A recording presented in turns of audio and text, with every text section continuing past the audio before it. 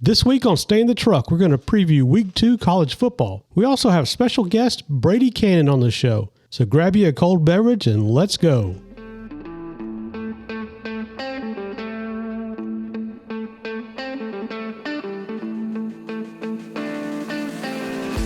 Welcome to Stay in the Truck, the ultimate podcast for sports enthusiasts and avid gamblers alike.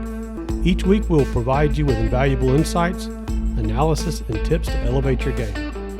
We can be found on all major podcast and social media outlets. See the show notes for details. Stick around to the end to hear this week's most boneheaded sports moments with our Stay in the Truck Awards. So let's jump right into this week's show. All right, guys, so let's get started here. We have a special guest this week, Brady Kannon. And Brady, we really appreciate you coming on the show. How are you doing today? Great to be with you, Tony and Jeff. And I guess Josh is around somewhere in the background as well, huh? Yeah, I peeped in here at the last minute. I'm alive and well. Well, good to be with you, gentlemen. Thank you. Josh is our resident golf professional of this group. Golf professional being a 4 handicap, but fair enough. That's pretty darn good. That's about twice as good as I am. Josh, tell him what Josh actually builds clubs for kids. Or what is it exactly? Yeah, so I'm a quasi golf engineer, if you will. I design and develop golf clubs. That's awesome, man. What a cool job. Yeah, it's always interesting when you find out, like I was at Bet Bash. You guys may have heard about that. Spanky's sports betting conference out here about a month ago in Las Vegas, and you stumble across people and find out what they do. And it's like, there's jobs out there you didn't realize existed. And, I never thought of, how about the guy that, designs the club for junior golfers? So that's awesome, man. Yeah, for sure. It's not a bad gig, especially being a lover of all things golf. So I guess you also follow in that suit. So it's a great game. Absolutely. One that you can play for the rest of your life, hopefully. Yep, exactly. So Brady, real quick, you want to tell everybody about yourself? As far as like the sports betting space and the golf betting space, my career out of college, I went to work at KSFO Radio in San Francisco and worked there for 3 years and survived 3 different ownership changes. And then finally, the 4th different owner came in and they just wiped out everybody. They went all satellite. One of the people they got rid of was John Madden. He did a legendary spot on that radio station for 12 years with our morning DJ. I was lucky enough to spend some time with John, but that is how I ended up in Las Vegas about 6 months after KSFO switched over to satellite.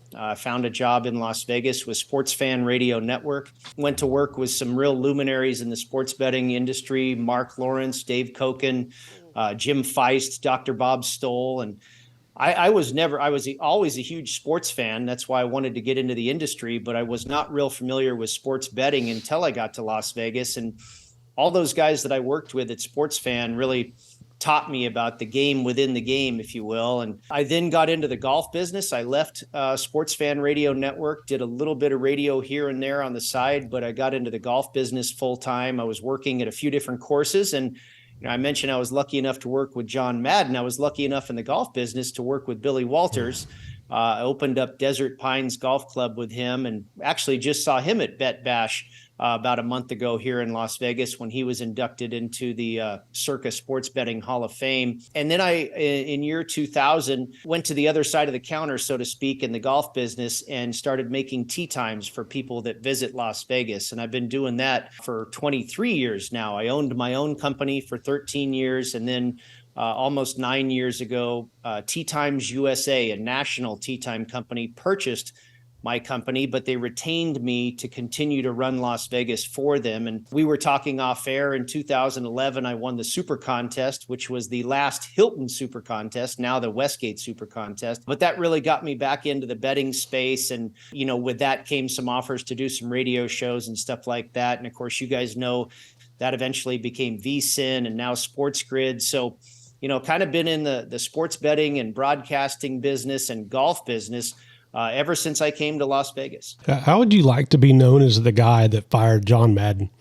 I didn't fire him, but yeah, I know the new owners came in and they just went, Rush Limbaugh and G. Gordon Liddy. Everything was satellite radio, and the end of an institution there. It was Monday through Friday, every morning during the week, twice per morning, once at like 8:05 and once at 9:05 in the morning. John Madden would come on with our morning DJ, who was a legend in his own right. He worked for KSFO and KYA radio in San Francisco for over 30 years, Gene Nelson. And Gene and John had this, these couple of phone calls every week or every day, 5 days a week for 12 years. And I'll never forget the last call that they did when everybody knew that, this was all going away.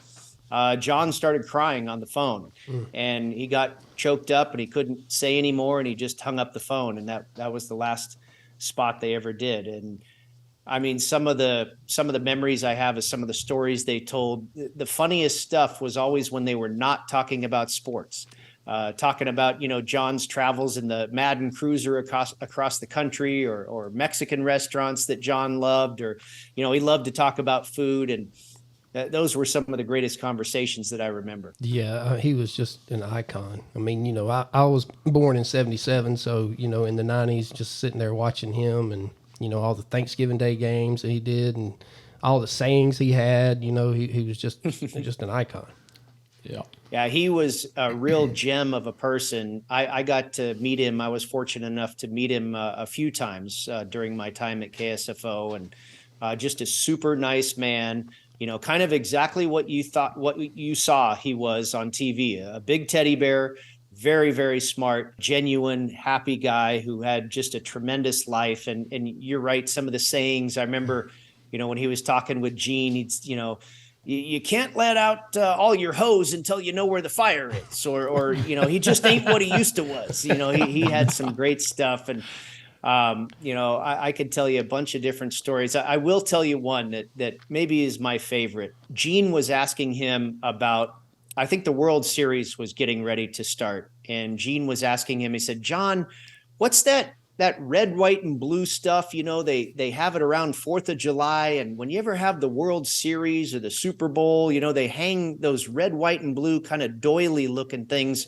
around the edges of the stadium. And John says, oh, that's bunting. That's bunting, Gene. And yeah, when you walk into a place, that has bunting, it's a big deal. Like, it's a Super Bowl, it's a World Series. And so whenever you see bunting, it's a big deal. That's classic. Oh, that's good stuff. So whenever I see bunting now, I tell my family, I said, It's a this big must deal. be a big deal. Yeah. We're in a special place. Yeah. Right. Well, let's stick with the NFL. It is, kickoff's 2 days away, and it's contest season. So what all have you entered? I have once again entered the Westgate Super Contest. I think I'm bound to do that for life. Jay Cornegay would probably kill me if I didn't enter his contest. But I've been, an ambassador for that too. I came up with the Super Contest weekend, which I think is now in about its 13th year. They do a golf tournament and they kick off contest signups and the season and whatnot. That happened just a few weeks ago here in Las Vegas. So, that's obviously near and dear to my heart. And then, of course, I entered the Circa Million as well. I think this will be about the 5th year in a row that I've played in that. And then I also, a friend I mentioned earlier, Mark Lawrence, really a stalwart in the industry. He has a little private contest for, I want to say about 50, 60 handicappers called the Wise Guys Playbook Sports Contest. And I'm in that as well. I've played in that a few times in the past. They took a break holding that contest with COVID and all that stuff, but it's back on this year, and I'm back in that one as well. So there's going to be a pretty nice size overlay in the Circa Millions, right? Yeah, it looks like it. Yeah. Last time I saw, they were not quite to 3,800 entries, and they need to get to 6,000 to break even. My guess is they're going to hit somewhere between 4,200 and 4,500 probably at the max. So, you're about 1,700 players away there, or entries away there from reaching that 6,000 entry mark. So yeah, you're going to have a pretty sizable overlay. I think probably a bigger overlay in Million than you'll have in Circus Survivor. Circus Survivor was over 6,000 entries at last look, and they need to get to 8,000 to break even there. I think they'll come closer than Circa Million will. The Survivor contest just seems to be so popular, and as evidenced by the numbers. But I think people feel it's easier maybe to just pick a winner rather than picking against the spread and the lure of all those dollars. And I've never played in the Circus Survivor, and who knows, never's a long time, but I don't know if I ever will. I'm just not really good at that type of contest. I'd rather have a spread involved, and I've stayed away from Circus Survivor until up until this point anyway. Do you think it was a good idea for Derek to allow up to 10 entries, and then there's a rebuy too, right?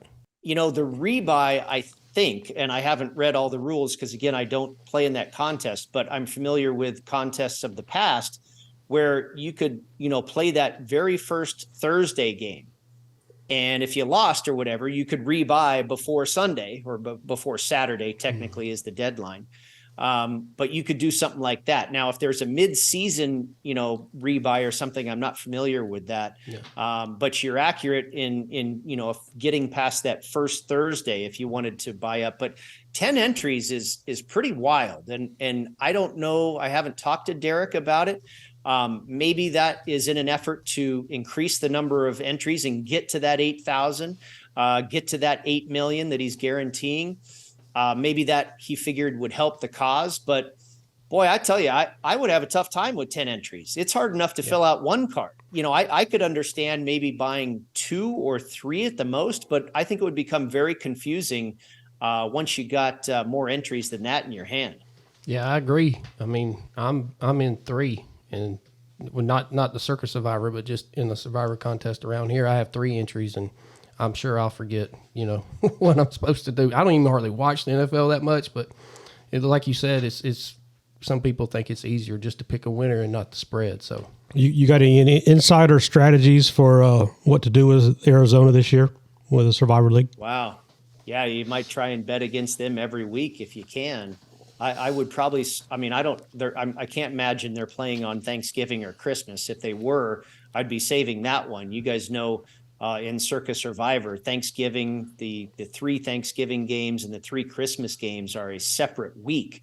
So you have to pick a winner in those 2, shortened weeks, if you will, as well. I'm sure Arizona is probably not on the schedule during either of those situations, but that would be a spot to save them for. And otherwise, if my guess is right that they're not playing on one of those weekends, I would probably look to pick on them every week I could with a different opponent. Yeah. And we've tossed around some ideas about, fading Arizona and maybe fading Tampa Bay, and then looking for the Rams on a good spot to fade them. I don't know. Who knows if Matthew Stafford's going to play 1 game, 2 games, or 10 games, but yeah, they do got Stetson, but I think that might be a good fade team to go with too.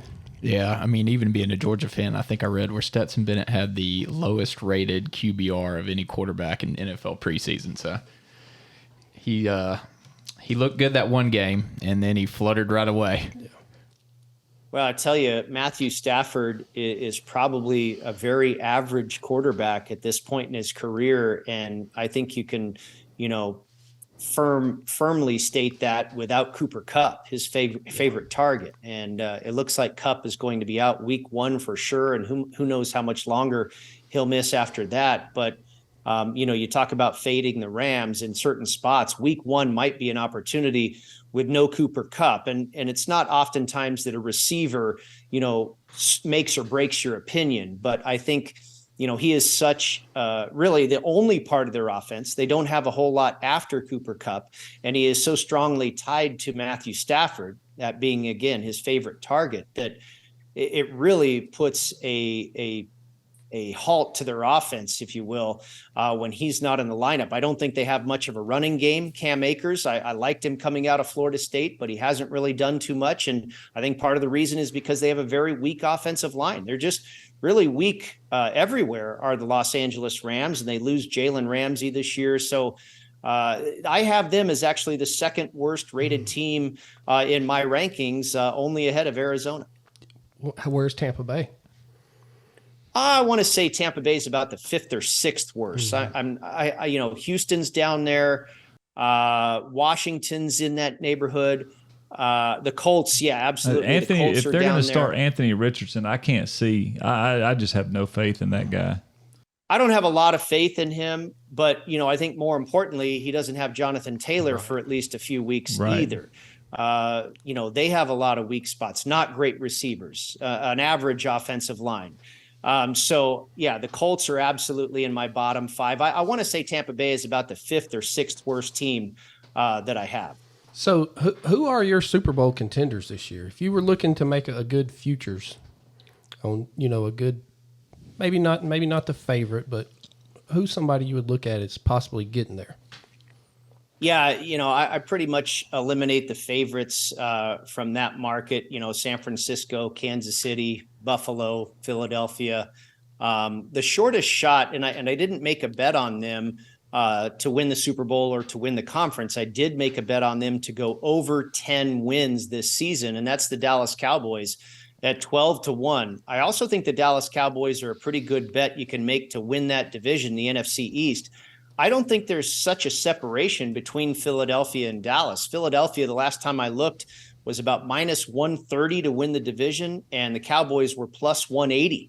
And that's quite a spread.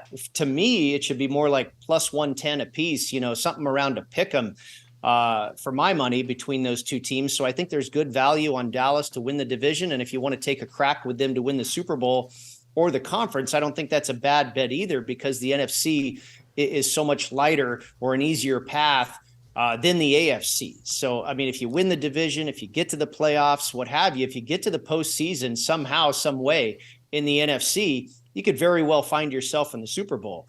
The other two teams I think offer some decent value are both in the AFC, which is going to be more of a struggle to get all the way there. But that's the Los Angeles Chargers. Once again, it seems like every year, now the number on them is about 20-1, nice price, but it seems like every year we talk about how much talent this team has, and here we are doing it again. I really think Justin Herbert is about the second best quarterback in the NFL. I agree. Mahomes probably has to be number one, but Herbert has loads of talent. He is so good, and I think he's been underutilized. And I think one of the problems was Joe Lombardi, their offensive coordinator. He never threw the ball downfield. It was just a lot of dink and dunk stuff. But we know, obviously, Herbert, he's got the receivers. The running game is a little bit weak, but the defense is strong. They've got a good pass rush if they're healthy with Bosa and Khalil Mack. The secondary is very, very good. The offensive line is very good. Rashawn Slater, the rookie who got injured last year, he comes back. You've got Corey Linsley on that offensive line. So they really have all the pieces. I'm not in love with their head coach, but I think they can they have the talent to make some noise and get to the postseason. And that's really with a lot of these futures bets, whether it's the conference or the Super Bowl. You just want them to get to the postseason, and you can find a way to monetize your bet. The other one, my longest shot that I kind of like, and I did bet them to win the conference at 20-1, to win the Super Bowl at circa is 37-1 on the Cleveland Browns. Ooh. And similar to the Chargers, they have a ton of talent.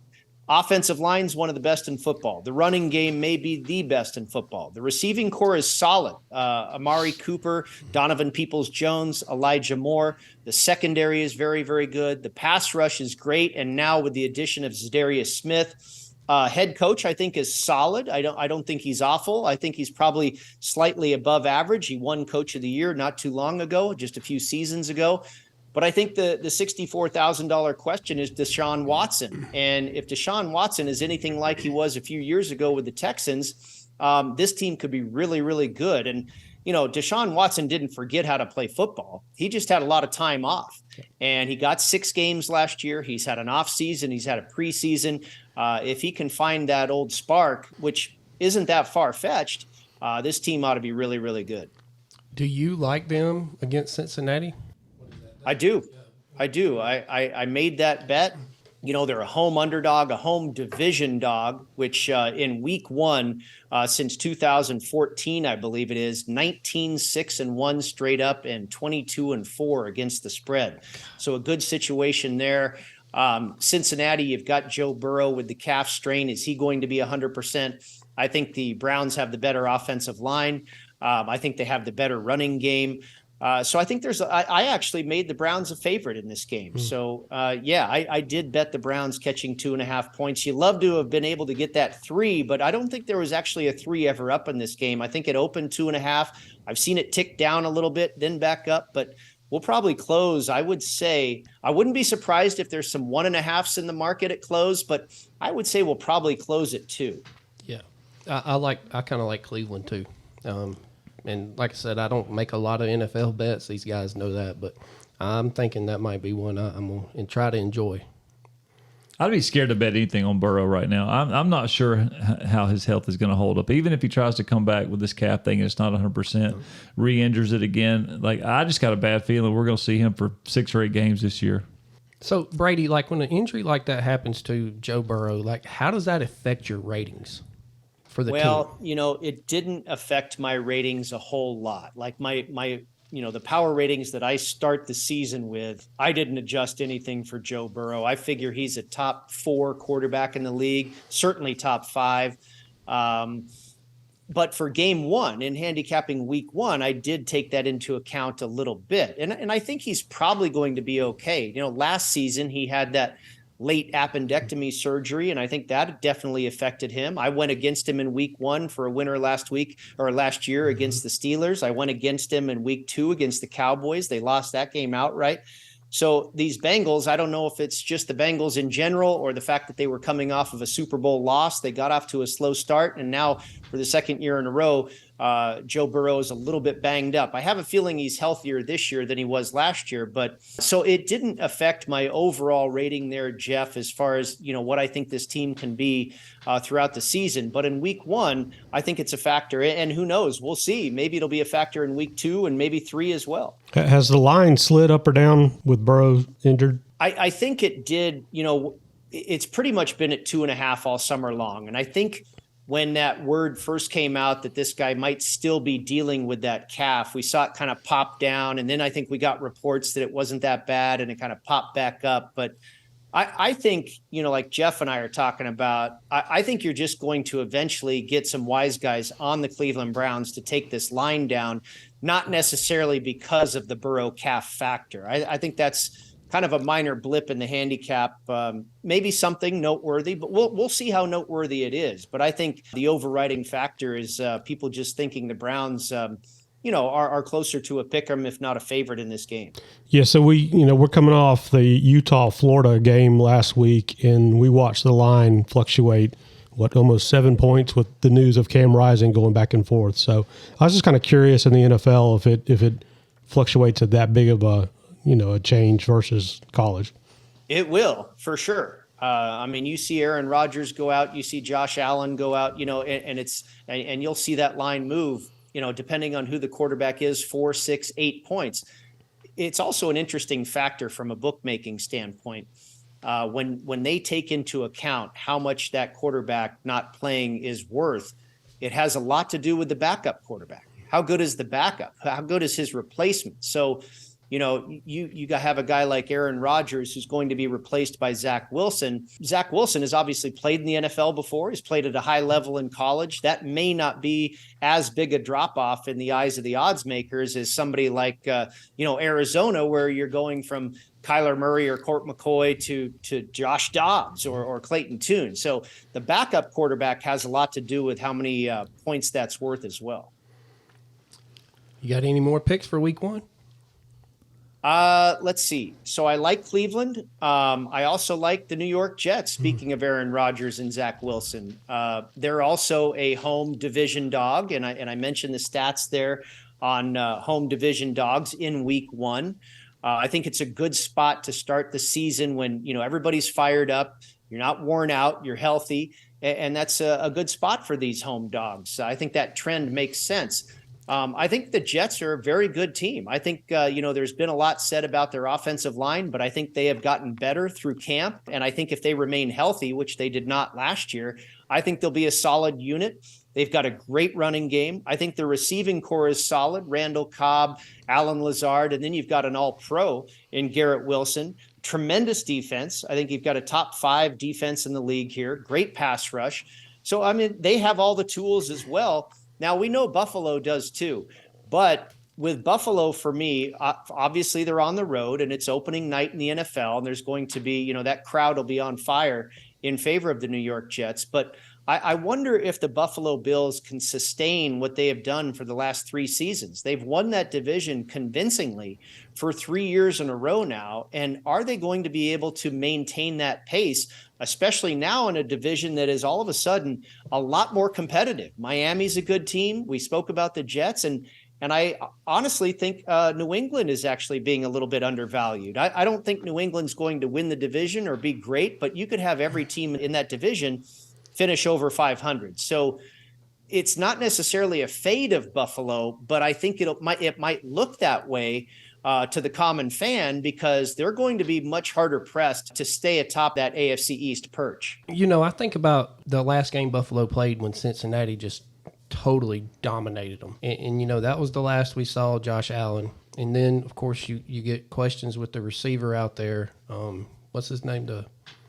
Stephon Diggs. Yeah, Diggs. Yeah, Diggs is unhappy. Is he going to play? I mean, or is he going to be happy? Or to me, there's just a lot of things going on with the Bills right now. And I think Diggs will be fine. I think a lot of that is just, media speak over the summer and that type of thing. The receiving core is very solid. Of course, they drafted Dalton Kincaid, a great tight end, out of Utah in the draft earlier this spring. I don't think the running game is great. The offensive line is not great, but the front 7 is very good. The secondary is excellent. And, last year they had a ton of injury in that secondary. They're all healthy right now. So the secondary is very, very good. I mean, they're very solid on defense. The offensive line and the running game is probably the 2 weak points for me for the Buffalo Bills. But this team, they could win the division. They'll probably make the playoffs. I don't think they're going to fall off a cliff, but I just think with the increased competition in that division and week 1 sets up well for the Jets, I think you're going to kind of see, in a sense, the Buffalo Bills slip a little bit from what we've seen the past 3 years. What about the division we live in down here, the NFC South? How do you look at that? Like, who is New Orleans? Are they really the favorite? I guess probably so, but I'll tell you what, I bet the Carolina Panthers to win the division at plus 415, and I've seen as high as plus 475. I think that price increased when people saw Bryce Young in the preseason, and he didn't look all that promising, but I think he'll be okay. You guys know well enough watching SEC football that guy's pretty darn good, and I think he'll figure it out eventually. They have a very good defense. They have a good offensive line. The problem there with Carolina is they don't have any good receivers. That'll be a tough spot for Bryce Young without a whole lot of weapons to throw to. They have a decent running game, but they're as good as anybody in that division. They're probably better than Tampa Bay. So you got the Saints, Tampa Bay, the Falcons. The Falcons is the team I'm thinking about. I think they're going to be solid too. They had a great running game last year, and it probably only got better with drafting Bijan Robinson. They made some improvements on defense. I think they made some improvements on the offensive line. I think they'll be solid. I worry about their quarterback, Desmond Ridder. I worry about him more than I do Bryce Young. The Saints, being out here in Las Vegas and growing up in the Bay Area and paying attention to the Raiders and what have you, I've never really been a big fan of Derek Carr. I don't expect much out of him. I think Dennis Allen's one of the worst coaches in the NFL. And I think this team is getting older. The defense should be good. The offensive line is probably lost a step. Alvin Kamara, we know he's going to be suspended for a bit, and I think he's lost a step as well. I'm just not really that enamored with the New Orleans Saints. So, and then Tampa Bay, again, probably a little bit undervalued because everybody is just, slamming them to the floor because they no longer have Tom Brady. I don't think they're going to be that bad. They're not going to be very good, but I don't think they're necessarily going to be as bad as people are perceiving at this point. But I would say Atlanta, New Orleans, and Carolina, there's probably not much separation between those three teams. And if you're going to give me, nearly 5-1 to win the division, I'll take a shot with it. Yeah. We've learned a long time ago not to hang our hats on Atlanta Falcons. So. We've been riding that train for 48 years now here. So I'm a big Steeler fan, and I'm getting on that hype train a little bit this year. I think Kenny Pickett's gonna find his way. I think he's got some good receivers. I think the defense is finally healthy with Fitzpatrick and TJ Watt, and I'm excited to see what they're going to do. What's your feeling on the Steelers coming through? Yeah, I think they'll probably exceed expectations. Now expectations are starting to grow. You and I are not alone. I think a lot of people are kind of showing some faith in the Pittsburgh Steelers, and with good reason. I think the offensive line has improved. I think the running game is solid. They have a new kid a lot of people are high on that they drafted this year to go along with Najee Harris. Jaylen Warren. You mentioned the defense. There's really no questions on the defense. And I think Kenny Pickett, like most rookie quarterbacks do, will take a big jump in year two. We saw that out of Trevor Lawrence. And I think that had a lot to do with the change of scenery there with the coaching staff. But, I expect Kenny Pickett to have a market improvement from year one to year two. Now, is he going to be an all-pro? No, I think at the end of the day, he is a very good game manager with a decent arm that can, throw accurately, but he can be a solid quarterback. And I think he can be better than what we saw last year. And at times last year, it wasn't too bad. So I think Pittsburgh has kind of improved all around. And that's actually another bet in week one. I played the Steelers plus the 2.5 against the San Francisco 49ers, and kind of similar to what we're talking about with Cooper Kupp and Joe Burrow. The Niners are probably going to be without Nick Bosa. And even if he's in the lineup, he's not going to be 100%. Brock Purdy, I love the kid, but let's not anoint him the chosen one just yet. He's only played 7 games, and I think he'll be fine too. But in week one, Mike Tomlin as a home dog, San Francisco on the road, I think it's a good spot for the Steelers. I feel the same way. And a lot of people don't know this, but George Pickens, the Georgia receiver, led the NFL in percentage of contested receptions, meaning when the defender was within a yard and making a contest against his catch, he led in percentage of completions for that category. So I think either he's not great at getting open or he's just a fantastic athlete, one or the other. I tell you what, he is remarkable to watch. He's one of my favorite guys in the NFL to watch. I fell in love with him last year, and he's really quite a weapon and entertaining more than anything, really.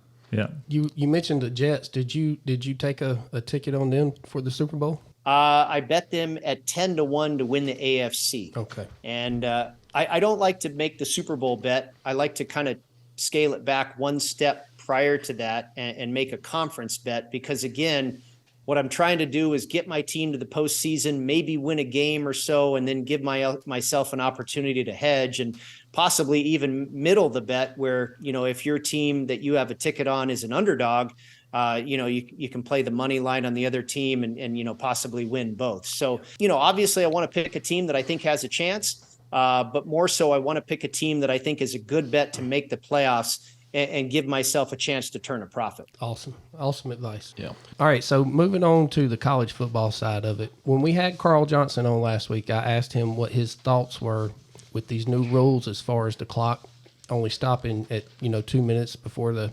halftime and 2 minutes at the end of the fourth quarter, and how it's affecting these totals and these big spreads on the game. How do you feel about that? I actually like it. I really, and I'm just talking from a spectator standpoint, I think the games moved along quite nicely this past weekend. I didn't watch much of week 0, but I did watch wholeheartedly over Labor Day weekend, and just enjoyed the heck out of it. The games move at a nice pace. Obviously, you have about 5-6 less plays per half, and obviously that's going to affect the total. If you were on top of it in over Labor Day weekend, you could have probably made some cash, but I imagine by now the odds makers are pretty privy to how to adjust this thing, and that ship may have sailed. There might still be some out there that you can pick off, but obviously it affects the totals in a big way. But from a fan standpoint and a viewing standpoint, I really like the flow of the game.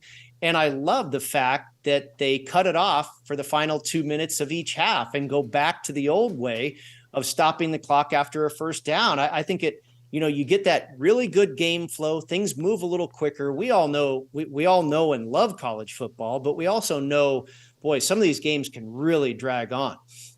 So I liked the pace of the game, but I like that they saved that crunch time where they go back to the old way, and that kind of added some drama to it. So I'm happy with the new system. I don't bet a ton of college football, and I especially don't bet a lot of college football totals. So it doesn't necessarily affect my betting practice, but all of it makes a heck of a lot of sense that you take away double-digit number of plays from both teams, and you're going to have less scoring. But I wouldn't get too excited about trying to hammer the under everywhere because, the bookmakers, I have a feeling, are aware of this too. Yeah. I saw something Brad Powers posted. I guess him and Fezzik are having a back and forth about the overs and the unders. And this week, I think there was more overs than there was unders. So. Okay. Yeah. Well, maybe the bookmakers have over-adjusted. Yeah. It's hard to read a market like that. I can tell you about Brad Powers and Steve Fezzik. They're both friends of mine, and a lot of that jabber on Twitter is just friendly fire. Those guys are really good buddies that like to give each other a hard time. So, unless something gets out of hand, I think you can pretty much rely on the fact that it's not a full-blown argument between those two. Well, they're both really good too. I enjoy watching Brad. Yeah, Brad, I would say certainly more of an expert in college football, and Steve probably has the edge in the NFL. He's won some contests too, right, Fez?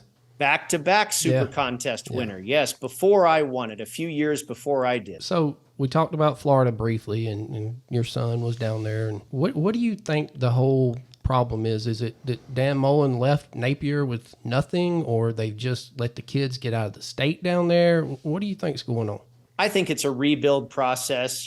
Dan Mullen, if you recall, the shoe game, when the kid threw his shoe or whatever, they were that close to going to the SEC championship and possibly the college football playoff. And, everything's kind of been downhill ever since. So I think he left Billy Napier with a pretty empty cupboard.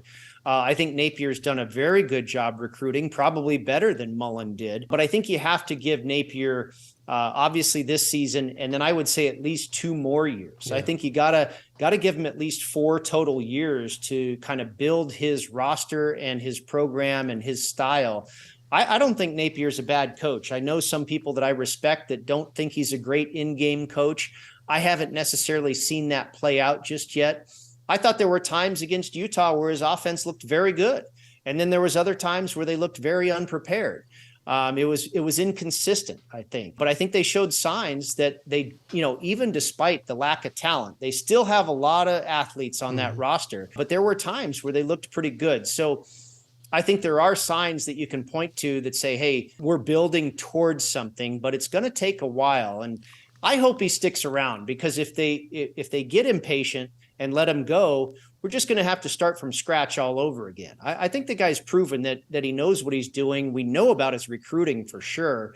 And now with the transfer portal, you can kind of expedite everything. Everything can move more quickly when you're able to bring players in through the transfer portal too. So I would expect Napier and the Florida Gators to be competitive in the SEC once again here in if not a year, certainly 2 years. I think they'll be back to what we can expect. You and I were talking before the show. It's been, a decade since they've beaten Georgia in the cocktail party, and it's probably going to be a while before they ever get to that level again. It's hard to predict when something like that will come around. But, otherwise, when Mullen was there and even before that, for a couple of years here and there, Florida had some very good teams. And if they're going to challenge Georgia, and if they're going to make a run at the SEC championship game, I think they'll be in that slot back again here pretty soon. Like I say, we know Florida. Florida's one of the best programs in the nation, as are so many in the SEC. And they'll be back eventually, I believe. You think they give Napier the 2 years to get the program fixed? I hope so. I think you're foolish if you don't, because like I said, you're just going to have to start all over again. Unless you're going to bring in a really big name, hey, Deion Sanders, right? If you're going to bring in a big name, but I just don't know if that's going to happen. I'd give this guy a shot. I'd give him this year and 2 more. And if he can't prove it then yeah, you probably have to make a change. Now, I hate to see these guys cut loose too early. If they haven't done anything, that is disciplinary action, that type of thing. Because, the next guy is just going to have to try and recreate the wheel once again himself. And that's what Napier's trying to do right now. Yeah. Yep, 100%. You think Georgia's going to pull the three-peat off? I don't. I don't, because first of all, it's so hard. It's so rare. I mean, it hasn't happened since the 1940s, I believe. But also, you guys are obviously well aware they set records for how many players were drafted into the NFL. And I don't care who you are, it's tough to recover from that and, reload, rebuild, whatever you want to call it. I mean, we've seen that happen to Alabama before, too. I hate to break the news to you. You guys probably are, I would imagine, betting against it as well. It just doesn't happen all that often. Are they going to be good? Yeah. Are they going to go to the SEC championship? I wouldn't doubt it. No, I don't think they'll win at all. I actually did take a ticket on them early at plus 330, I think it was. And I know Josh took a ticket on them, but this was way back in, February, March, somewhere in that time. So I grabbed the ticket because I didn't think it was going to get any better. Yeah. I mean, that's responsible practice. I mean, if you think you've got the best number, grab it. And I don't know what the number is currently. Has it gone any higher? No, I didn't. Yeah. I didn't look this morning, but the last time I saw it, it was like plus 225. So, okay, I wouldn't be surprised if it. I mean, we saw what Florida State did. Yeah. I think obviously I don't think Colorado is going to affect national championship implications at this point, but pretty soon here through a few weeks. You're going to see some teams emerge. I think Alabama is absolutely a contender to win it all this year. And who knows, you might end up seeing a higher number, but it looks like at this point you certainly got the best of it until now. Think Alabama hammers Texas Saturday? I wouldn't be surprised at all. Texas just hasn't seemed to be a great program in a little while. That I'm trying to remember what the coach, Tom Herman. He was so great as an underdog. And that was the best bet on the board, Texas as an underdog under Tom Herman. But they really haven't been the dominant favorite team that we're used to back in the old days. I wouldn't be surprised if Alabama took care of business. Alabama feels a little bit like they're on one of those old Nick Saban missions this year, and you might see them blow a lot of teams out. Well, Feinbaum's got them on upset alert, so. Oh, wow. Wow. Yeah, he's been hating on Alabama all preseason, so we'll see if it plays out for him or not. But your daughter was a grad of Colorado, so I know the hype is all over the place with y'all out there. What's your feelings on Coach Prime? I love him, man. I loved the hire when it happened. I loved everything that he did in the offseason. He told everybody what he was going to do. He backed it up and he did it, and he was aggressive. He didn't necessarily quote unquote play by the rules. He did things that we hadn't necessarily seen before. He went and, was aggressive with the transfer portal. I loved the way he conducted his business and rallied the troops there in Boulder. I mean, he had everybody. I mean, first of all, the school raised $28 million, with the boosters just so they could pay him. And then they sold out season tickets, earlier than they ever have in like the history of the school or something like that. So Dion really got the entire community fired up. And then, of course, he backs it all up with the win over TCU. And what I loved about that was, I was watching that game. By the way, it was a fantastic game to watch, no matter who won. It was a great game to watch. And they go down on the first drive and they score on a pretty easy drive, well executed. And I was like, wow, this looks pretty good. And then, it kind of just continued the entire game. And I was very impressed with the game that they put together, the talent they have on the field. And, Dion, I got to hand it to him. I mean, he's created excitement in college football and he backed up everything he said he was going to do. Now, how long is it going to continue? I think there's probably a point, and you talked about it with betting Georgia to win the national championship. And it's like this with anything. You have to, figure when you can find the apex and the low point in the line. If you can find the apex in this game against Nebraska, I think you could have some value on the Cornhuskers because things have kind of gotten a little out of hand here with Colorado. The line opened 5. Now I guess it's down to 3. By game time, it might get back up to 6. The public's going to come in. I heard there's more tickets on Colorado at one book already than there is on all 14 NFL games or something like that for week 1. So the money is absolutely pouring in on the Buffaloes against the Nebraska Cornhuskers in week 2. And I wouldn't be surprised if you can pick off a really good number on the underdog. And not that I'm rooting against Colorado or want to bet against Colorado. I do believe they are for real and have a ton of talent, but just a pure value standpoint and the overinflation of this line, possibly, I think the smart play would be to wait and possibly take Nebraska at a big number. So Josh had a great soundbite from last week about Deion Sanders. To see if he can reproduce that.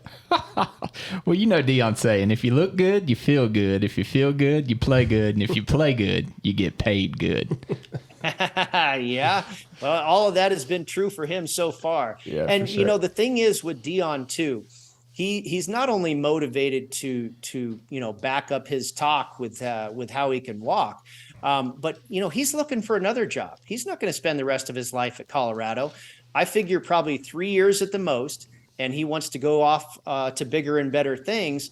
But part of getting that offer from a bigger and better school is going to be having a lot of success here at Colorado. So he has got motivation to do well here and have a lot of success. And so far, he's off to a heck of a start. Shedeur played absolutely out of his mind. I mean, 510 yards, set a new Colorado passing record, school record. Travis Hunter obviously played, I think I saw 144 snaps, 80 on defense, 64 on offense. Had a pick and I think 11 catches for 119 yards. What surprised me the most about Colorado was their offensive line, though. How much time Shedeur had to pass, because I didn't see that coming at all. I thought they were going to get small. I thought that TCU would just overpower them on the offensive line and just be sacking them all day, but that clearly was not the case. So he's got them doing something good right. Call. Absolutely. I never thought of this, but Sonny Dykes typically is not a guy that has great defenses. He didn't have, maybe the best defense he ever had was at Cal, but he certainly didn't with SMU, and it didn't look like he had all the horses there on defense with TCU either. And maybe Deion figured a way out to exploit that. But, that's something that just seems to be in Sonny Dykes' DNA, is not to have very good defenses. Well, I know Mike Pritchard's proud. Oh, yeah, absolutely. Good friend of mine, and I haven't seen him since that victory, but I'm sure he's fired up. Yeah. Yeah, He'll be all the more fired up if his buddy Eric Bieniemy gets a win with the Commanders on Sunday. Yeah, yeah. I will too, because I went ahead and locked him in for my survivor, so. Okay, all right. Fade Arizona. You're going to be one of many on that play. I know, and that scares me. But when else am I going to play Washington? I don't really know. But I agree with you. Somebody was asking me about this recently. Would you play Washington in Survivor in week 1? And there's game theory there that you don't necessarily want to be on the same play that everybody else is, but it's week 1, and at the end of the day, getting a winner is what matters the most. So sometimes you have to, take the nonsense out of it and, keep it simple, stupid, and, just pick the winner. And I think Washington fits into that category. do you have any picks for the college week 2? Have you looked at anything? I have not, but like I say, Nebraska, I think, would probably be a team I was looking at first, just to fade that inflated line, depending on how high it gets. I don't know if I'll end up, right now I would guess that I will not end up betting the game, but I have to believe the value is going to squarely be on the Cornhuskers in that contest. I think I saw where Chris Andrews opened that game, the early numbers, Nebraska was a 9-point favorite or something. Yeah, I think it was 8. Yeah. The games of the year, I think Nebraska was favored by 8. And then Circa opened it this past Sunday after the victory over TCU with Colorado favored by 5. Now it was quickly bet down to 4 and then 3. I think it got as low as 2, and now it's back up to 3. But I wouldn't be surprised if it closed, in the neighborhood of 4.5 or 5, because it's just such a wave of money that's coming in from the general public on Colorado. But Jeff Sims has got to play better than he did against Minnesota. He cannot turn it. If you give Deion an extra possession, then he's going to make you pay. And I thought Nebraska looked pretty good against Minnesota. They should have won the game. Yeah. And I thought Matt Rule is off to a promising start. And I think it's clear that Matt Rule may never see another day in the NFL. I think he's built for college, and I think he's built for turning programs around. And like Dion, I think Rule's off to a good start too. I don't think that team looked that bad. You're right. There were some mistakes. You can get those worked out. Nothing looked glaring to me in what was a tough loss. Like I say, they should have won, but that ought to be a very competitive game with Colorado. Colorado right now looks like the faster, more talented team, but I don't know. I imagine that game will be pretty tight. Are those Cornhuskers going to be able to breathe up there? Yeah. They've been there enough, I mean, right. that's an old rivalry that goes back to the Big Eight, right? I remember going to that campus a number of times and going to a number of games with my daughter. Ralphie, the buffalo, that runs out onto the stadium and everything. There's a wonderful statue of a massive buffalo out in front of their stadium. And it's pretty funny. I don't know if this was her sophomore, junior year. Eventually, during her time there, I learned that the buffalo is situated so his rear end points towards the state of Nebraska. That's pretty good. Interesting tidbit of knowledge there. Yeah. Well, it'll be a great game. Let's transition to golf. I know that's near and dear to your heart. And, of course, we just had the FedEx where Hovland just absolutely waxed him, and he come off the BMW win. How long do you think it's going to take him to get to number one? Well, I love Victor Hovland. I love his attitude. I love his smile. I love his demeanor on the course and the way he interacts with the media and the fans. I think he's a delight, and he's great for golf. He's become, I always liked him before. Now he's become a guy that I really like to root for. And he's such a, fantastic player, so good off the tee, such a good ball striker. And he's going to be interesting to watch in the Ryder Cup as well. But you think about getting to number one in the world, that means surpassing Jon Rahm, Rory McIlroy, and Scottie Scheffler. That's pretty tough company. Not to mention all the other guys that are trying to accomplish the same thing. The Jordan Spieth and the Colin Morikawas and, Max Homa and who name you.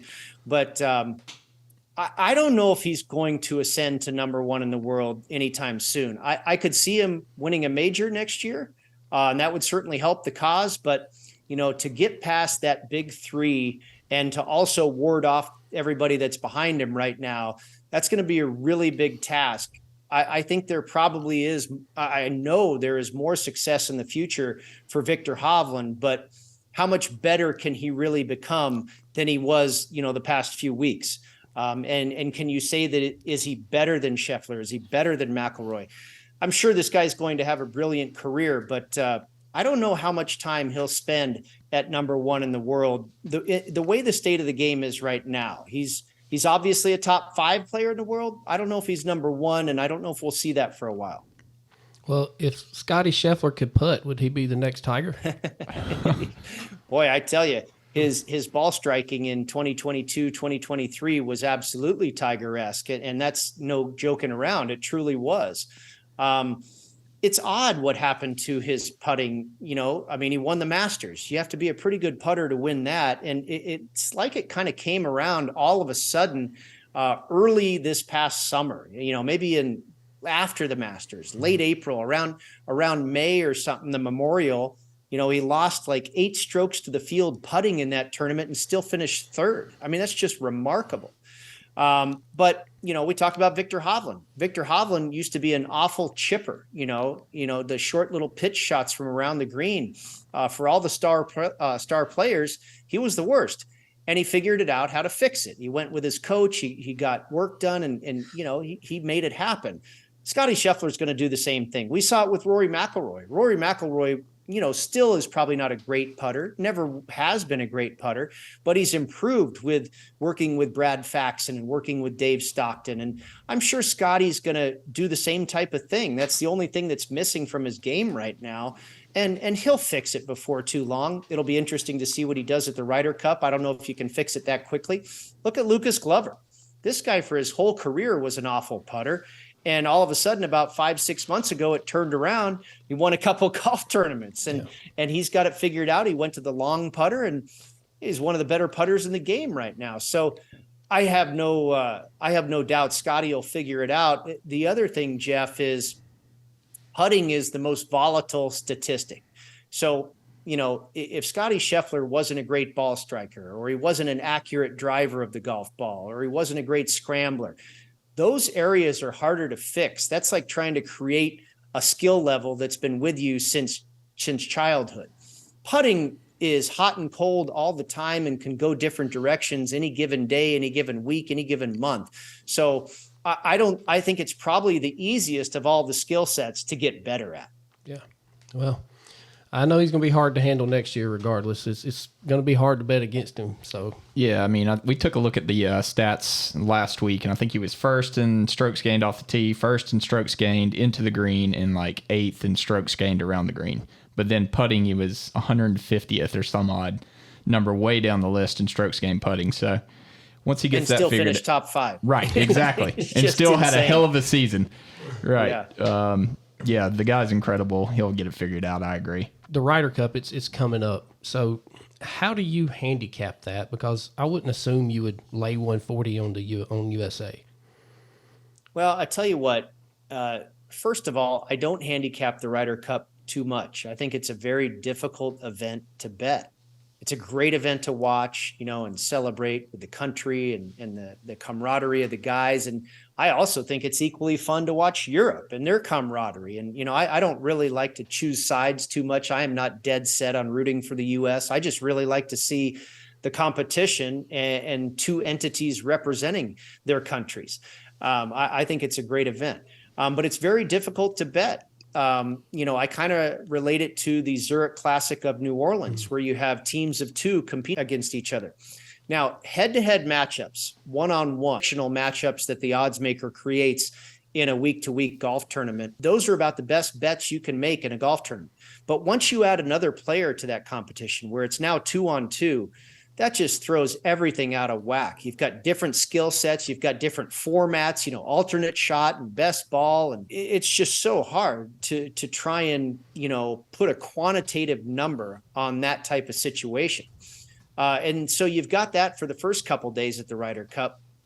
And then you've got the Sunday singles. Okay, now we've got our one-on-ones. Now here's a chance for me to bet. Well, the team captains don't announce the order of who's going to play. And then that comes out, and then the odds makers got to set the number. And pretty soon it's, 3 a.m. on the West Coast, and they're playing in Italy, and you don't have any time to handicap that, let alone bet it. So it's very difficult. I have never bet too much on the Ryder Cup at all. And I think the easiest bet you can make is probably just to lift the trophy, just who's going to win.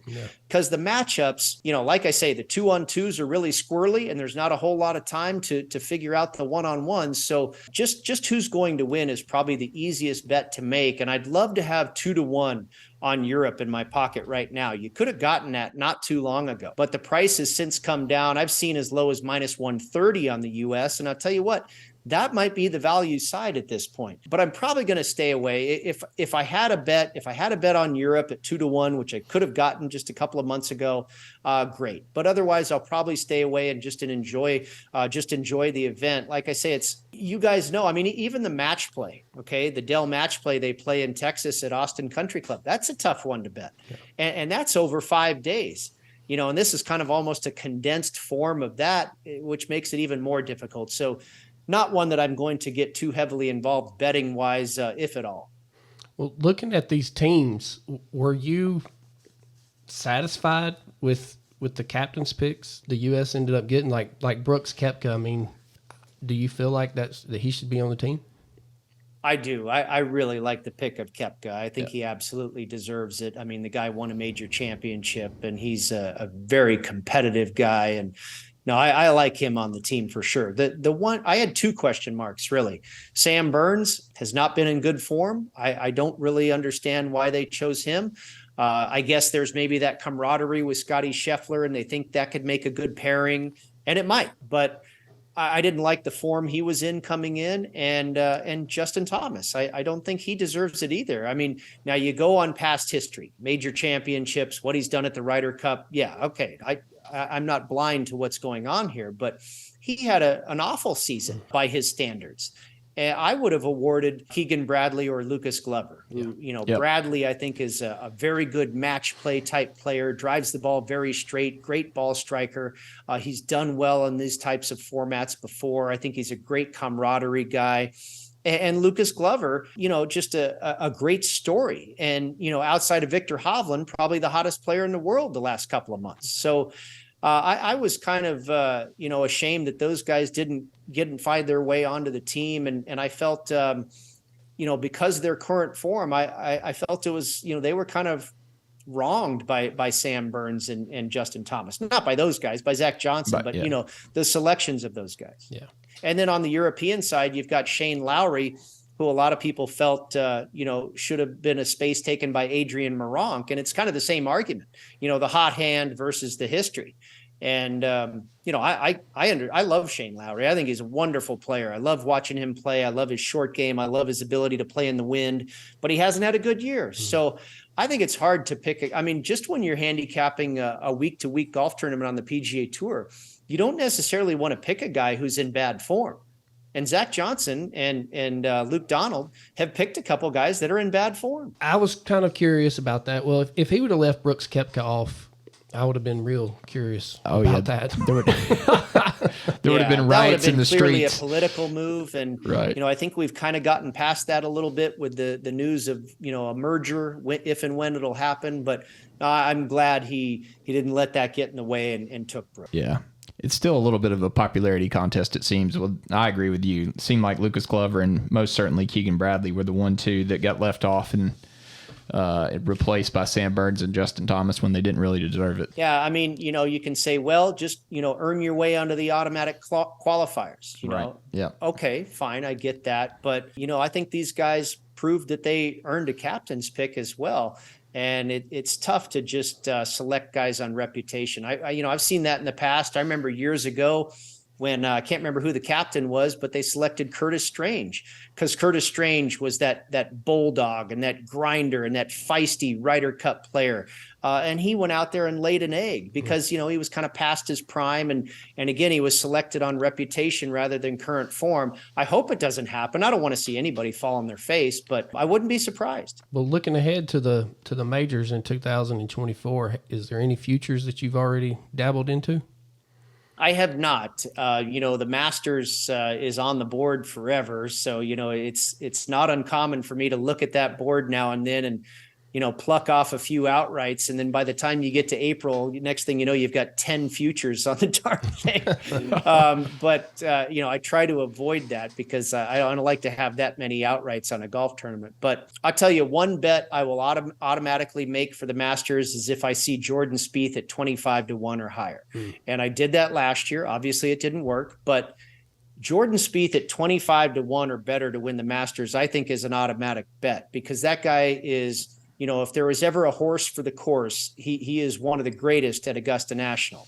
So if you can get a price on him, I think he's an automatic play for Augusta. I think he can win at that course anytime, any year, no matter what is going on and with his game. And his game's pretty darn good right now. So I don't know if we're going to see 25 or better, but maybe. I think Rory McIlroy is going to eventually win a Masters. And I did bet him last year at 12-1. He came in very good form. And then all of a sudden it went sideways. It's very difficult to figure out. I didn't bet on him the year prior and he finished second. So, Rory's tough to figure out at Augusta, but if I see 12, 14, I'm probably going to bet him too. I think he's going to figure it out one of these days and get that career Grand Slam. Victor Hovland's probably a good bet, I think, to win a major in 2024. I don't know what the number is right now, probably pretty low, 4 or 5-1 maybe, but I wouldn't think that's a bad bet either. I bet him for the PGA Championship. I had he and Brooks Koepka for the PGA, wow. So I was feeling pretty good coming down the stretch on Sunday, but he's that close. And now he's going to play in yet another Ryder Cup, and which I think is great experience for the major championships. So Victor Hovland's awful close to kicking in the major door as well. To finish it up here, you told us some stories about John Madden, and now the great Billy Walters. You told us that you helped him open, what was it, Desert Pines? Mm-hmm. Yes. How long did you spend with Billy? I worked for him for a year, and I'm very thankful that I did. Just a couple of guys there in my career that I was fortunate enough to be around. John Madden for 3 years and Billy Walters for a year. I'm lucky to say that I was able to spend time with a couple guys like that who were, legends in their particular businesses. Billy in sports betting and really quite a big figure in the world of golf, especially here in Las Vegas, and John Madden, obviously in sports and sports broadcasting, what have you. So, I consider myself very lucky to have been around them at all. But Billy taught me a lot in the golf business. I have great respect for his business acumen, his work ethic. I saw him at the Bet Bash, the Hall of Fame induction dinner at Circa about a month ago. And I gave him a big hug, and, he didn't recognize me at first. We probably hadn't seen each other in over 20 years. And I mentioned my name, and he said, "Oh gosh, from Desert Pines, it's great to see you." And I told him, I said, I wanted to tell you something, Mr. Walters, that I never forgot. And it was kind of cool. One day when we were working there at Desert Pines, and this is back in the day when Billy was volatile. I mean, he was still completely immersed in sports betting at a high level. He was running multiple golf courses. He was running a development business here in Las Vegas. And he was still, let's see, probably in his 50s at that time, early 50s. So he was a young buck, and he'd come in one day and he was on a tear, and the next day, he was as gentle as a bunny rabbit. You just didn't know what you were going to get day to day back in those days when he was so busy and so stretched in so many directions. But one time he leaned over and told me, he said, Brady, if I had half your people skills and you had half my business skills, we'd make a hell of a team. And I reminded him of that at the induction dinner, and he got a kick out of that. But, again, I cherish my time with both of those guys that I was lucky enough to spend some time with them and learn from them and just be able to sit here and tell stories about it 20, 30 years later. Yeah, it's a couple legends, no doubt. So I would be remiss if I didn't ask you about Mr. Walters' book and the whole Phil Mickelson saga. What's your thoughts on that? Well, you know what? I haven't read the entire book yet. I've gotten through most of it. I'm still reading it as we speak, and I sped through the first, 20 chapters or so, and then here we are, Labor Day weekend and football season. I've kind of hit a little bit of a wall, but it was great to relive. I've heard a lot of the stories in that book already. A lot of them were new to me and amazed me about his upbringing. It's just unbelievable. But I've heard a lot of those stories. When I was working for him at Desert Pines, I was the assistant general manager with his son, Darren. So Darren and I would, before the golf course opened, we would spend all afternoon together, pounding the pavement, trying to drum up business and, going to lunch. And we spent a ton of time together. So I got a lot of stories and, from Darren about his upbringing and about his dad. And, we would go deliver checks to the Democratic, politician, and then go across the street and deliver another check to the Republican. We did all kinds of stuff, just a part of Billy's plan, the way he did business in Las Vegas. I got to see the computer group, the room where, he staged all of his, betting practices when they were going 1,000 miles an hour. We were in a room there with, 30 plus computers and little, cubicles and telephones and printers. And we used that room to store all of our merchandise and inventory and club rental and that type of thing for the golf course when Desert Pines, before they had opened. So I really got to see inside the annals of the Bill Walters empire in a lot of different ways. And in reading the book, it kind of took me back to all of that. And I really enjoyed it. The Mickelson thing, I tell you, I think it was probably a classy move on Bill's part to not dive into the personal aspects of Phil Mickelson, and I'm sure he could divulge some pretty ugly stories in that regard, but he kept it to the business and the gambling and what they did. And, I think by the time the book came out, a lot of people kind of knew all that stuff. And so that was a little bit anticlimactic. I wish there would have been a little bit more dirt, a little bit more juice in there, but, I get it. And I think I myself have kind of figured Phil Mickelson was kind of this guy for a long time. I just kind of wanted to see it in living color in the written word there. But so, that's not really in the book, but it's, other than that, it's a very remarkable story about a man who, truly came from nothing. I mean, boy, some of the conditions that he grew up in, you would not wish on your worst enemy. And to get to where he is today, just a lot of hard work and luck and perseverance. Yeah, just that whole persona of Las Vegas. The mystique of Las Vegas. And it was kind of like that being in that room for that Hall of Fame induction ceremony. Frank Lefty Rosenthal, the character played by Robert De Niro in the movie Casino, his daughter was there. A beautiful, tall, blonde woman who accepted the award for him. And it was just like surreal. You're like, wait, this is a movie character. And now you're up there. I mean, it was great. It just seeing all those, Jimmy Vaccaro and Nick Bogdanovich and Roxy Roxborough, these guys that, kind of sound like fictional names, all there in the room together. Quite a room to be a part of that. So about Roxy. So like what, I mean, I kind of understand, like he kind of put all these analytics out. Is that really like how he got to be Roxy? Yeah, I think he was kind of one of the original odds makers in Las Vegas, if you will. Now, there were, of course, bookmakers before Roxy, but he kind of developed, I think he took it to kind of a computer mathematical level where he was, really refining the point spread.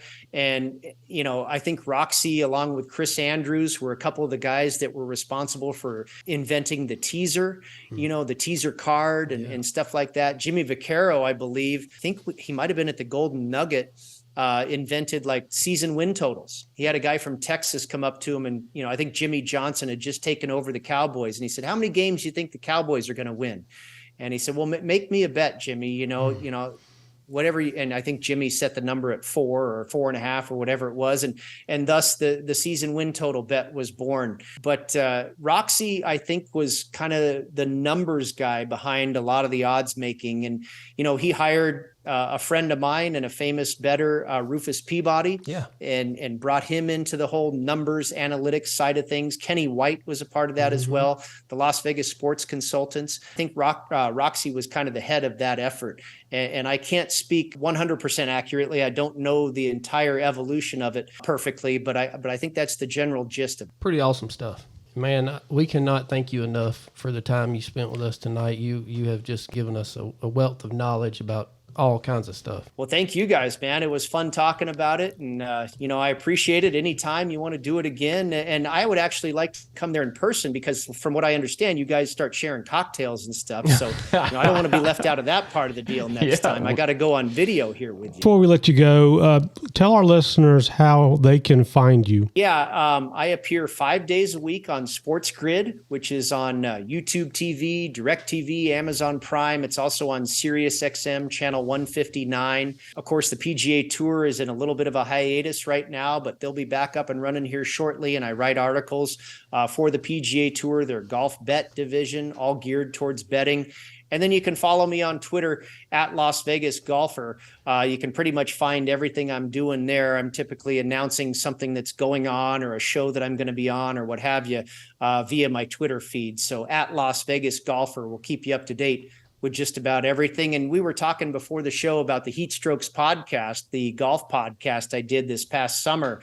We're hoping to maybe spin that into football as well. So TBA on that, but you might see the Heat Strokes podcast popping up again this fall and this winter for some football talk before we get back into golf again.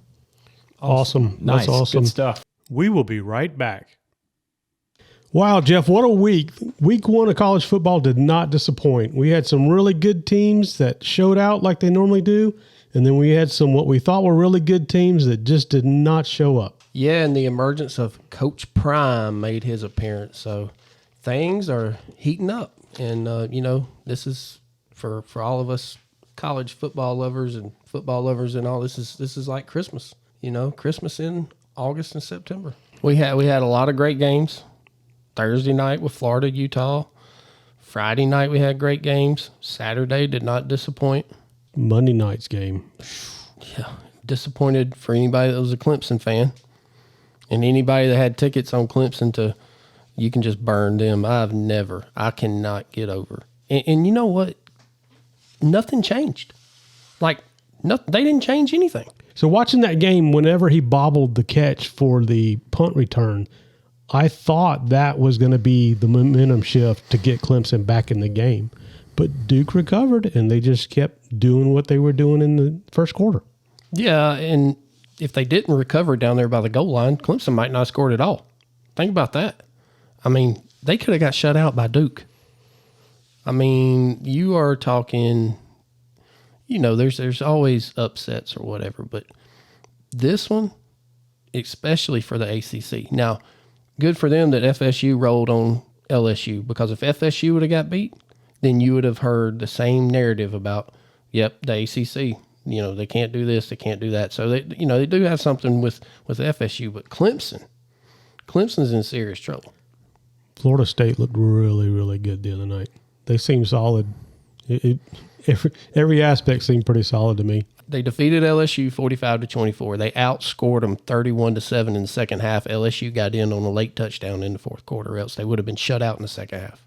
Jordan Travis, 23 for 31, 342 yards, 3 touchdowns, 1 interception, and 1 rushing touchdown. Where did we have him on the Heisman Watch rankings? Was he even in the top? Well, he was top 5, but, dumb Jeff here, I was on the Cade Klubnik bandwagon, and it was a little better number than what Jordan Travis was. But I think Josh and I were on the Jaden Daniels train. Yeah. So and then you look at the weapons that Travis has around him. Keon Coleman was the receiver that come in from Michigan State, 9 catches, 122 yards, 3 touchdowns. Then they got the 6'6" Johnny Wilson. He had 7 catches for 104 yards. They're loaded for bear. They're going to score, in which Mike Norvell has always been able to put up points. When he was at Memphis, they scored like crazy. But now he's got an offensive line who has the most. Between the offensive line, they have over 200 and some odd career starts. That's the most ever for an offensive line, and they've gelled. Yes, LSU was missing Mason Smith, the big defensive tackle, but that wouldn't have mattered. Wouldn't have mattered at all. LSU's probably got top 3 linebacking core in the nation, and Omar Spates, the transfer out of Oregon State for LSU, led the team in tackles. Meanwhile, Harold Perkins, who everybody's projecting to be, probably a top 10 pick in the NFL draft, he didn't do anything. Yeah, he wasn't a factor. No, that's Brian Kelly having him out of position again. Brian Kelly was famous for that at Notre Dame. I believe I heard a stat where I think it's Brian Kelly is 3-11 against top 25 teams now. That's not a good stat to have on your side. No. And to lose that one, in the saving grace for LSU, at least, for them to look at the rest of the season, is they get a chance to run the table in the SEC. Okay, but that's not going to be easy. They lost 3 games last year too. So if he loses 3 games this year and the way they looked Monday night, and don't overreact, it's just 1 game. But if he loses 3 or 4 games, I don't know how long they're going to let Brian Kelly stay over there, because they don't want to lose. So it's going to be an interesting season. I'm very excited about it, and then. Of course, we cannot not talk about the elephant in the room in Coach Prime and the Buffaloes from Colorado. They go down to Fort Worth, knock off TCU, 45-42. Shedeur Sanders has over 500 yards passing. School record. School record. Travis Hunter plays both sides of the ball, 140 snaps, something like that. I think he had 2 interceptions. He had 100 yards receiving. It was 105 degrees down there. And didn't phase him. Prime had him ready to go. He had him ready to go. I mean, this is a team that he totally rebuilt since March, since the spring game. Totally rebuilt. I don't know if they're going to get bowl eligible. Their defense is still suspect for sure. I can imagine when they have to play Michael Penix at Washington and Caleb Williams at USC and Bo Nix at Oregon. I don't see how their defense is going to stop them. So, automatically look to betting the overs in the Colorado game, I guess. But, bookmakers know that too. So I know Dion did everything he said he was going to do. Yep. How sustainable is it? Well, can they? I guess this next game against Nebraska, will be a good litmus test for that. Yeah. In the game of the year lines, Nebraska was an 8-point favorite, and now Colorado's a 2.5, 3-point favorite. Got as high as 5 at one point in time. People bet it back down. So, That's a huge. I mean, you're talking about a 2-touchdown swing there. Jeff Sims got to clean up a little bit for Nebraska. Their defense played great against Minnesota, which, I don't know if that's really saying a lot or not, but Matt Rule is a defensive-minded coach. I would imagine that, he's going to have some things for Shedeur Sanders to have to overcome. But there's a lot of explosive weapons on that offense for Colorado. I thought he was going to get pressured more. The offensive line did a great job. They did better than I ever thought they would. He just stood back there and threw for 500 yards. 3 touchdown underdogs win outright. That's college football. So, Jeff, what's your thoughts on the Utah-Florida game? Yeah, that was a very interesting game, especially from a point spread, position, how it went from Utah -9 down to Utah -2.5, back up to Utah -6. Even when Cam Rising was ruled out, they bet Florida for a little while, and then they laid off, and it was a good thing they did because Utah beats them 24-11, and Graham Mertz. The big question about Graham Mertz is how is he going to look, and he looked about like we thought he would.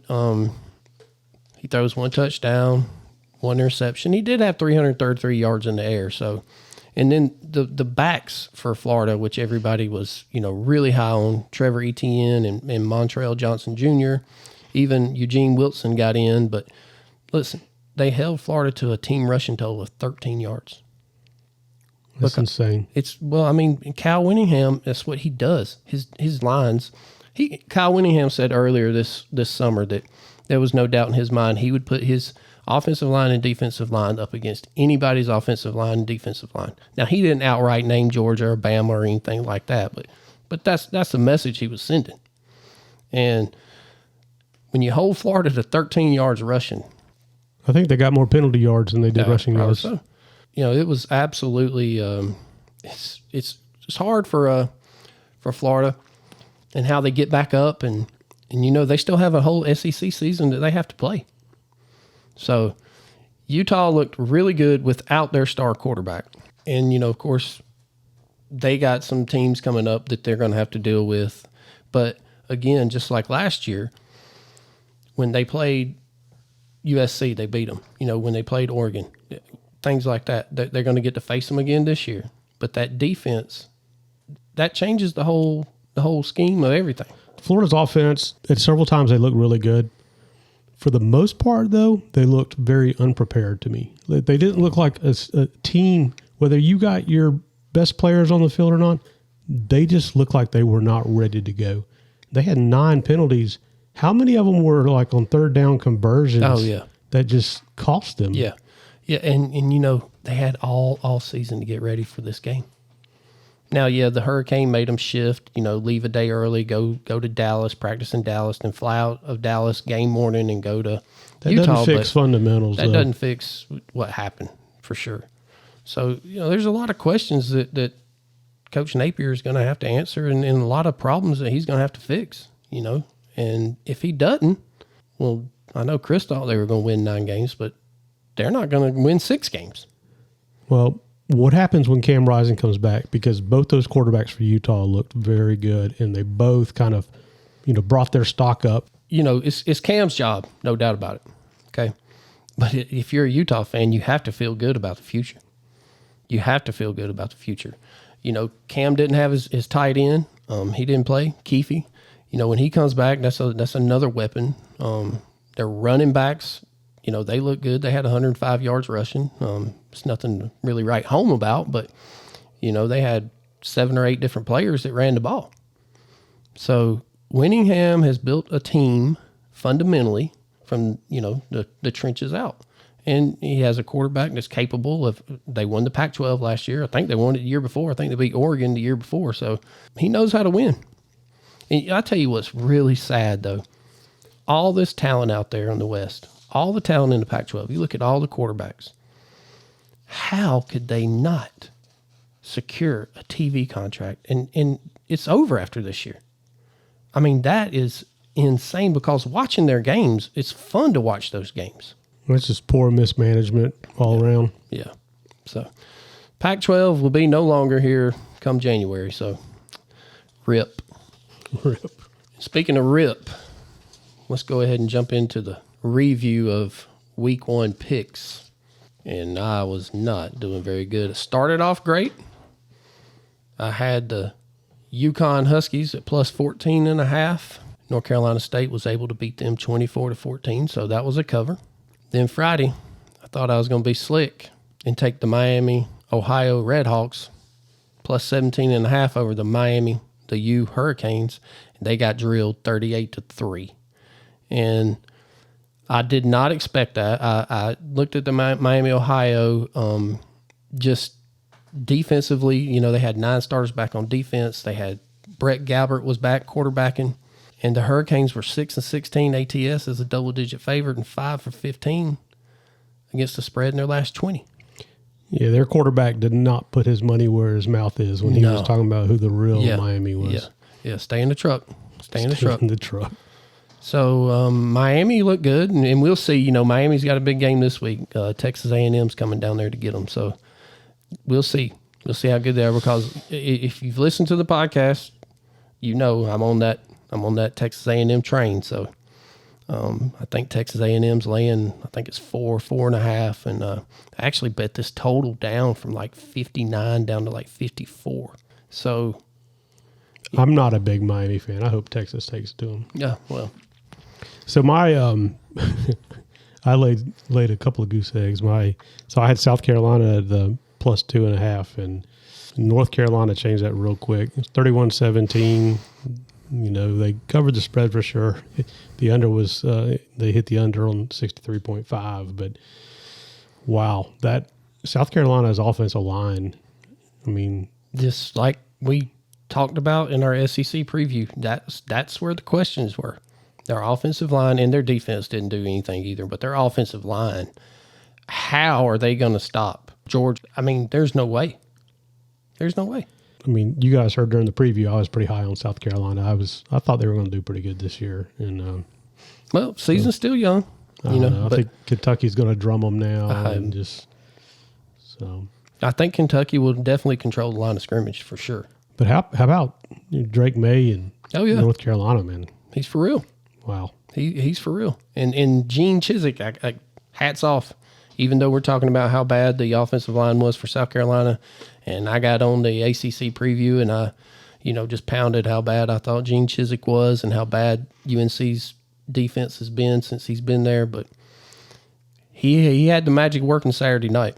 They played a great game. They held Radler in check.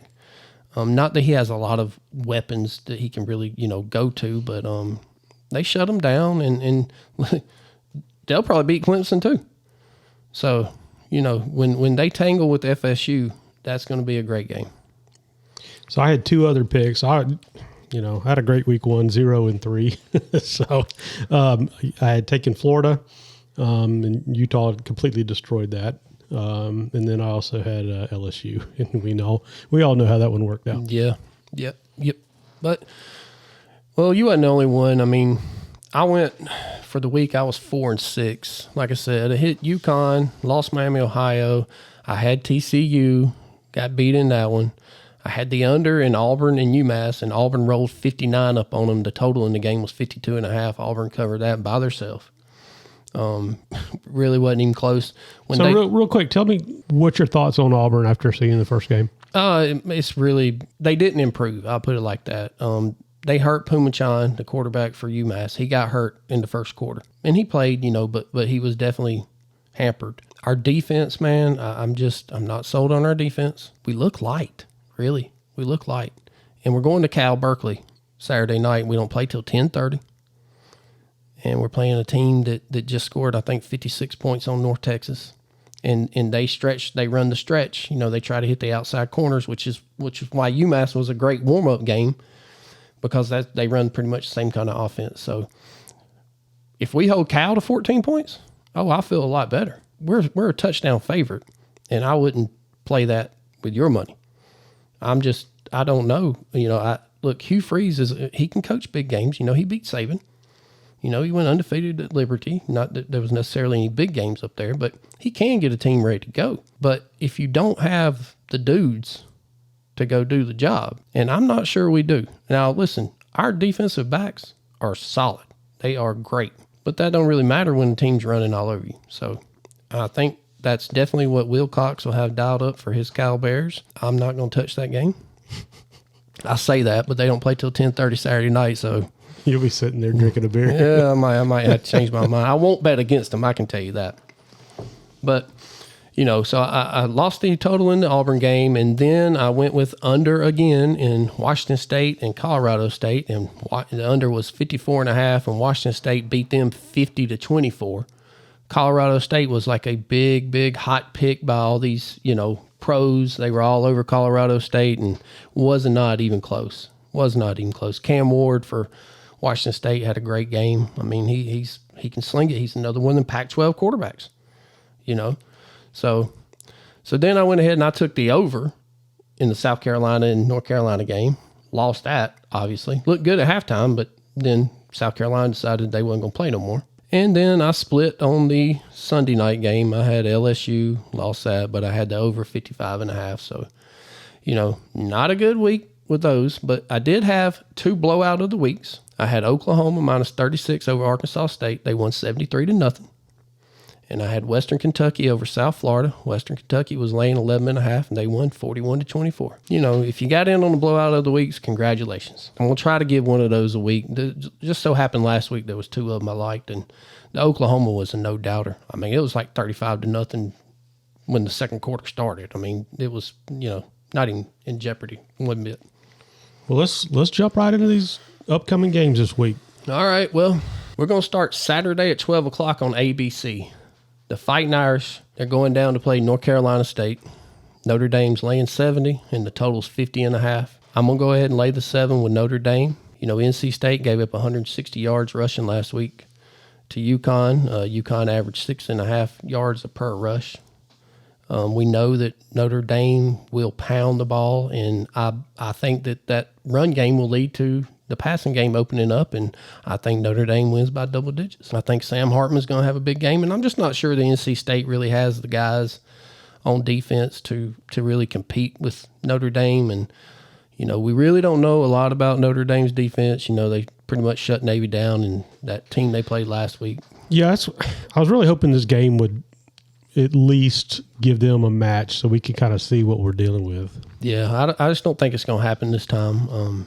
But we'll see, So I'm going to go Notre Dame. I'm going to lay the 7. And then I'm going to look to Saturday at 3:30 on ESPN2. Ole Miss is traveling to Tulane. They will be playing at Tulane. Ole Miss is a 7-point favorite and total 64.5. And, usually games like this look to take that home dog, especially, it's not a conference game. And, Tulane's going to be sky high. Every student there is going to be there. It's going to be, the atmosphere is going to be awesome. And Tulane's coming off a great game. They won that game handedly. But I'm going to lay the 7 with Ole Miss here. I feel like they're really just going to outman Tulane. I think they're just a little bit better, and I think Lane will get the game. The passing game opened up, and I just don't know that Tulane, they lost two defensive ends, I think 2 defensive ends to the NFL. So that takes a lot off of Tulane's defense. And in this type of game, that's going to matter, because if you can't get to Jackson Dart, he's going to eat you alive. So while I do think, this game will be close early, I see Ole Miss just opening it up and pretty much walking away from them. So I'm going to lay the 7 with Ole Miss. Then I'm going to go to another Saturday game at 3:30 on ESPN+. Texas State travels to play Texas Roadrunners, San Antonio. San Antonio's 12.5-point favorite, and the total 65.5. Texas State is coming off the biggest win in school history. G.J. Kinney, the new coach down there, they're coming off their biggest win. They beat Baylor 42-31, which huge shocker. I think Baylor was 20-something point favorites in there. Texas State covers with T.J. Finley quarterback and the old LSU and Auburn quarterback. Jeff Traylor is the head coach of UTSA. Little nugget. He was G.J. Kinney's high school coach when they won the state championship in Eastman, Texas. So this is your classic pupil versus teacher make of it, comparison. It's the Kirby Saban. Yes. Yeah. This is the sure enough, though, So UTSA is 12-4 against the spread after coming off a loss, and they lost to Houston last week, 17-14. And their 7-year quarterback, Frank Harris, he ended up throwing 3 interceptions in like a 5-minute span in the third quarter, which pretty much, change that whole deal. I like them coming off. I've heard some of the pros have upgraded Texas State as high as 7 to 9 points in their power rankings. And I got my numbers still have UTSA by 16.5. So I'm showing some value on UTSA, and I'm going to lay that 12.5. Then I'm going to go down to a 6 o'clock ESPN Plus game. SMU travels to Oklahoma. Oklahoma coming off the 73-0 blowout in SMU. They're coming off a win. Oklahoma's 16.5, total 69.5, and I'm going to look to the over in this game. Again, this is one of those big numbers. The clock issue, we'll see. It could very well make a difference, but I think the bookmakers have adjusted, and these are two. Listen, we still don't know what Oklahoma's defense is. I'm just not convinced that because they beat Arkansas State 73-0, I'm not convinced that means they have a good defense. They didn't have one last year or the year before, so I'm going to look to the over. Don't think SMU is really going to stop Dylan Gabriel either at quarterback for Oklahoma. So I'm looking for a high-scoring game in here, and I'll take the over. Then I'm going to go to Saturday night, 7 o'clock on Fox.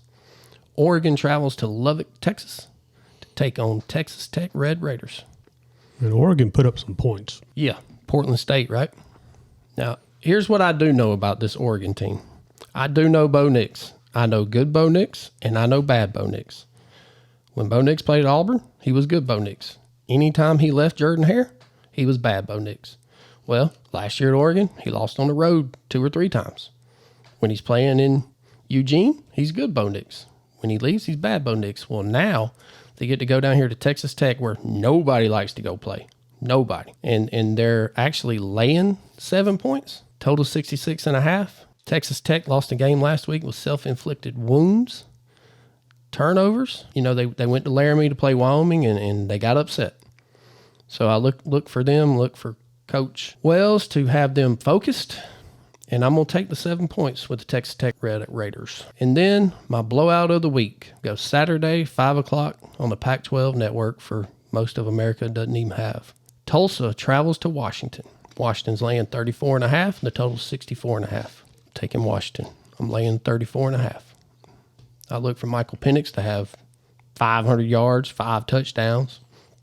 And I'm looking for Tulsa to lay an egg just like they did last week. Blowout of the week, Washington minus 34.5 over Tulsa. What you got, Tony? So my first pick of the week, Alabama, Texas. I am liking Alabama and the points. I think Texas looked shaky last week. I thought Milroe looked great. His legs, the way he was running. I mean, I think Alabama's going to whoop them.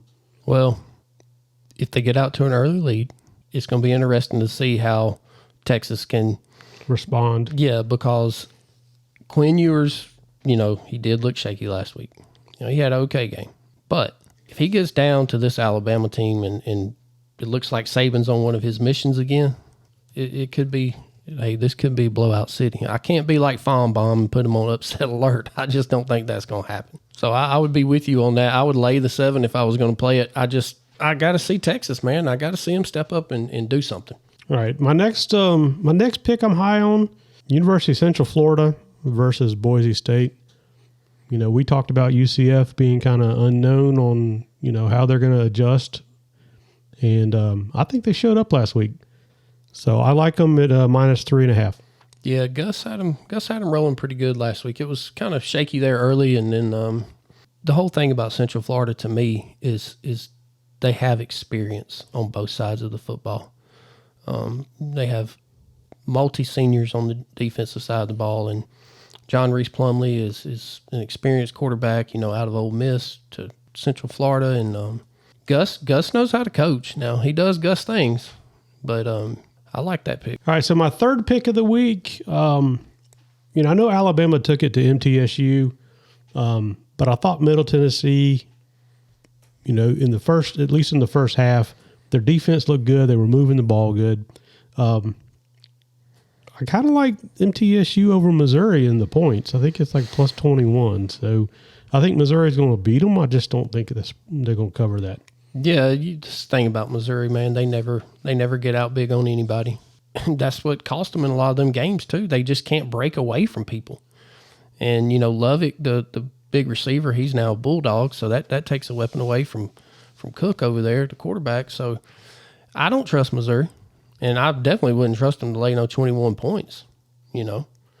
So, but Middle Tennessee has got to get over that ass whooping they took Saturday night. They got to just throw it away like it never happened, or at least learn from the many mistakes that they made. Well, they need to look at the positives. I mean, they moved the ball on one of the best teams in the nation. Yeah. You know, and they stopped the best team, one of the best teams in the nation. So, you know, if they can take those and harness that, I think they'll be okay. Yep. Within 3 touchdowns, that's a good bet. All right, so let's transition over here. We're going to do our Stay in the Truck Awards for the week. Yeah, I had a toss-up here between LSU head coach Brian Kelly and Clemson head coach Dabo Swinney. Dabo. And Dabo won. Dabo has refused to adapt in the modern day of college football. Dabo, for years and years, would only hire within. He did go out this year and get Riley from TCU, Garrett Riley, to call the offense. But he didn't let him call his offense. That was not... Now, whether or not he has the dudes to do what he wants to do, that's one thing.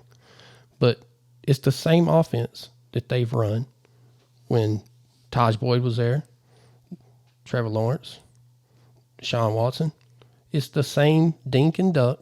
Klubnik had like 200 some odd yards, but none of it was downfield. On third downs, they were throwing the ball inside the sticks, not even getting to the first down. You know, basically, my guy's better than your guy, but they're not anymore.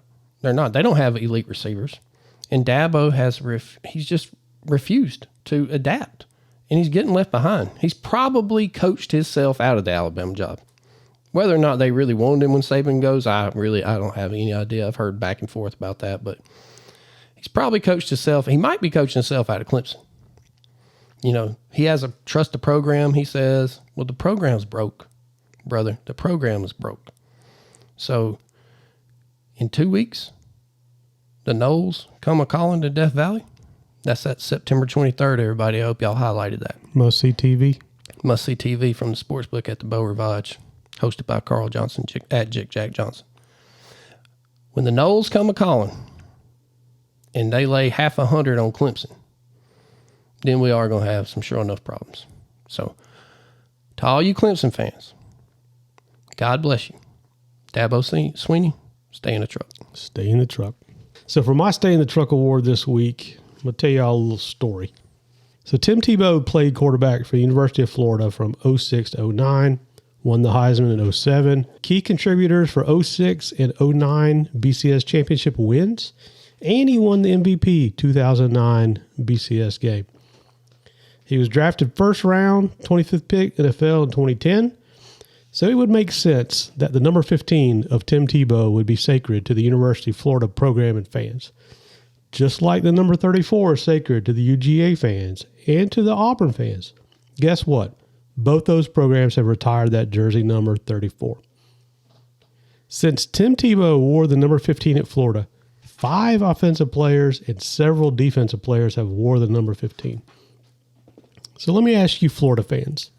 So why, when Wisconsin transfer quarterback Graham Mertz shows up number 15, why is he getting blown up on socials for wearing that number?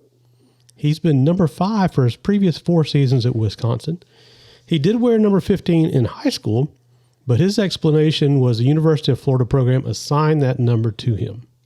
So, until the University of Florida retires that jersey number, Florida fans, support your new quarterback and stay in the truck. Stay in the truck. That's it for this week's show. We really appreciate you tuning in. Please remember to like, subscribe, and leave us some comments. Let us know how we're doing. Stay in the truck.